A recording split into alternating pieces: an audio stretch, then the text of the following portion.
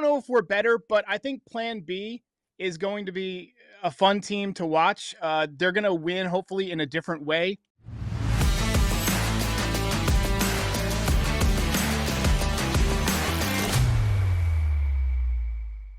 Hey, we know this guy, Derek Levandowski, joining us right now, the host and big man of Pinstripe Territory. So, Derek, good to see you. And obviously, before we get into the Yankees team storylines, which we felt like was the natural fit of team for you to cover on this one, just want to shout out the work you do behind the scenes, specifically even with these team storylines. So, if you want to lay out how we're going to end up having one for every team and that people can just kind of roll through one by one if they missed any of them.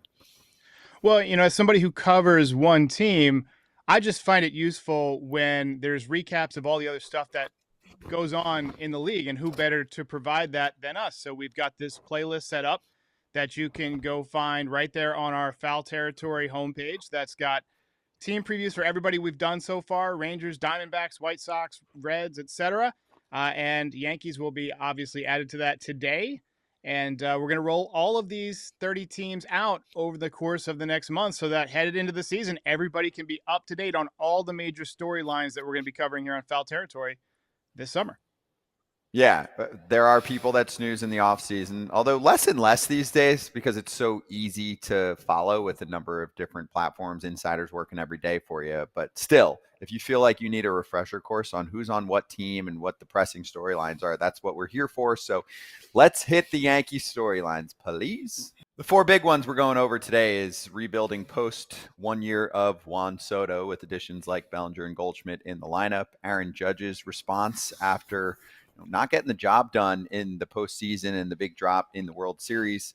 We've got the emergence of Jason Dominguez to cover and Max Fried, year one in that starting rotation. So, Derek, let's start with the big storyline. It was Mets versus Yankees for Juan Soto. And our storyline's front end, our animation that goes into this, always starts with a very painful image of Soto in a Mets uniform.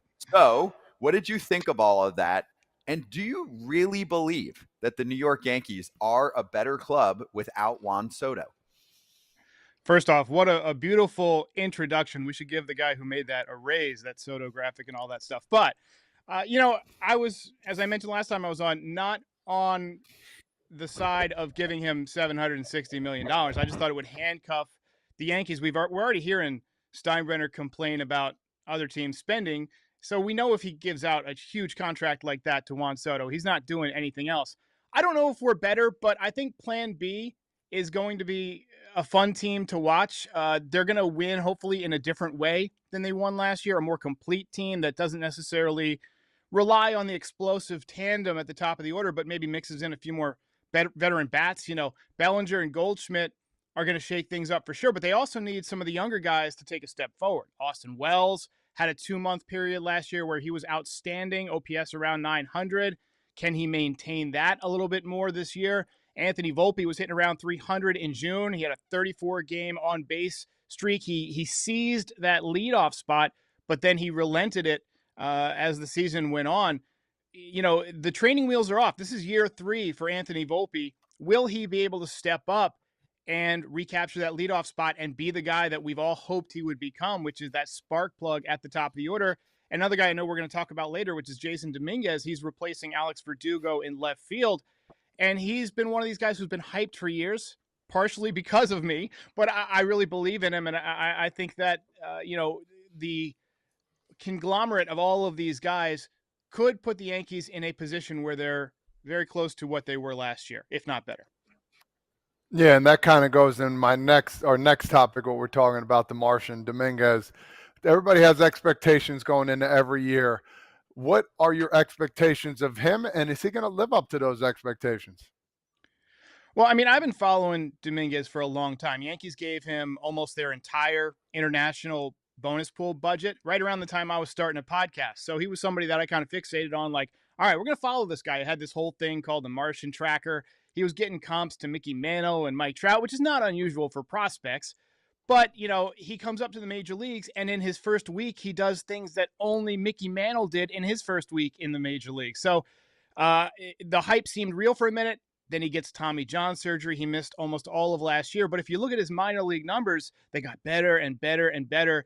And from what we hear scouts talk about this guy, he's one of these people who learns very fast and adapts very quickly. Now, he had some issues defensively last year. I'm more worried about that than I am his offense. The right side of the bat could, right side of the plate could use some work. He's a switch hitter, but he's much better from the left side. But look, we're setting high expectations for him, and the Yankees are putting a lot of eggs in that basket. There's no safety net here. He's got to go out and get it done. I'm hopeful that he'll get it done. To borrow a phrase from the UFO poster, since we're talking about the Martian, I want to believe. Well, I want him to do well so that your show does well, since you have brought the Martian to the people. I appreciate hearing that. All right. Aaron Judge wins a third MVP this year and struggles in the playoffs again. Will there be a breaking point for Yankees fans, or will it not matter? As someone who interacts with Yankees fans on a daily basis, I could tell you that last year seemed like it was pretty close to the breaking point, if not over the breaking point. I'm interested to see the reception he's going to get this year, especially if he gets off to another slow start like he had in April of last year. Look, Judge is statistically elite. He's a physical anomaly. He's an amazing representative of the Yankees franchise. He's probably going to hit 500 or more home runs, but he's in danger of being one of those great regular season players who never wins a title. Griffey, Bonds, another Yankees captain, Don Mattingly. But Donnie Baseball had one shot at the postseason and really performed well. Judge got off to a couple of decent starts in the postseason early on in his career, but as his statistics have gotten better in the regular season, he has faded a little bit in the playoffs, and they've, basically the Yankees fans have grown frustrated with that. One of the things I'm really interested in watching as a fan and covering as a podcaster is if there's a tangible shift in how Aaron Judge goes about his business. He's always very stoic. I want to see that Tiger Woods on Sunday with the red shirt attitude. I want to see Jordan against the Pistons in 91. I want to see that side of Aaron Judge. I want him to prove that he's one of the all-time greats by having that 09 A-Rod postseason this year and putting the Yankees on his back. Because I keep saying one of the things that really hurts Judge and really affected him last year is that the Yankees lost Game 3 of the ALCS. You remember he had that big home run against Emmanuel Clase to tie the game. Stanton puts him ahead with a go-ahead homer, but they blew the game. If they had won that game, I feel like the entire universe could have shifted in a different way for the Yankees last year. I feel like he could have gotten hot. He would have been emotional and riding that high, and the pressure would have been off. But the next day, the pressure was back, and he struggled. And so the pressure continued until the final game of the World Series. And look, I just want to see how he approaches it this year with all of this, I guess, negative response over how he performed in the postseason. Thanks for the perfect lead into my next question.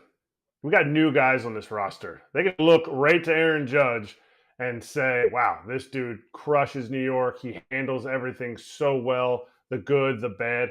How are Max Fried, Cody Bellinger, and Paul Goldschmidt going to fare in the, I got it here, the Bronx Zoo shirt on? How are they going to handle that pressure that some people fade under? And is there one guy of those three that you're like, I'm a little worried about the pressure? I don't really worry about the pressure of those guys. It seems like, Max Fried is built for New York. He seems like a very confident guy. Paul Goldschmidt's the consummate professional. He's been a steady rock. And Cody Bellinger's playing for a contract. Devin Williams, also a new guy. I think he's probably facing the most pressure because there's such little room for error. As a closer, you blow a couple of games early and that New York crowd can turn on you, and not everybody comes back from that. But I think he'll do fine. I mean, you know how nasty he is. I like the addition of Max Fried. Everything I hear about him from the guys over at Hammer Territory is that he was a fan favorite, that he'll handle New York just fine. There's some concerns about his health, but I don't concern myself with that because we can't control it, and every pitcher faces health issues. Anybody could snap an elbow at any given point. But I think that the pendulum has swung for how the Yankees are trying to win from an offensive-minded team to a team that's more focused on pitching and defense. And while they might not be as exciting to watch. I think they might do a lot more winning of like close games and, making big plays in the big spot. And I'm just excited to see this team get back to playing baseball again and not necessarily focused on being a home run juggernaut. Yeah, it's going to be a more aesthetically pleasing brand of baseball for the Yanks. Now, does it mean they're a better team than last year? I don't know. They're at least in that same range, but also, I mean, the American League should be at least a little bit better. The division should be a little bit better. All right, let me finish with a bonus question here, because I would say consensus from the crowd wanting to know your answer. And I know you did an episode on this on Pinstripe Territory, but let's get your quick thoughts here. What did you think of Hal Steinbrenner's comments about, the Dodgers being the essentially big bad Dodgers now? It's funny, just an ironic for me growing up in the New York City area in Jersey, right nearby, and all these Yankee fans saying, oh, we're the evil empire. They're not the evil empire anymore. The Dodgers are. Well, he said that a lot of us owners can't do what the Dodgers are doing. And I think it's interesting that he puts himself in there with other owners when he's, the owner of the most valuable franchise in the sport. To that, I just say, prove it. I say, prove it. If you want to prove that you can't compete with the Dodgers, open up your books. Show us that you're not making money. I know the Yankees have a large payment that they're still paying down the stadium. It's like $30 million a year. They're still paying some old contracts, Aaron Hicks and some bad investments and things like that. But they also have an enormous amount of worldwide revenue.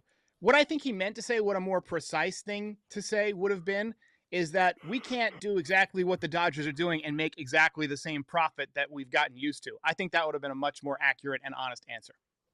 Yeah, exactly. More of a business acumen answer. So it certainly was not construed correctly to like bunch yourself in a group with some of the other ball clubs that definitely do not swing like that. They can do the same swinging that the Dodgers can do. All right, so we'll see what happens. Obviously, everyone go check out Pinstripe Territory from our crowd for more on the Yanks and more even on that storyline that many of you were asking about.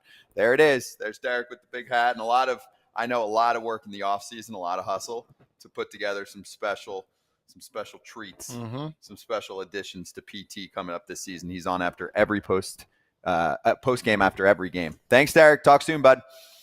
Appreciate it, guys. Hey, everybody.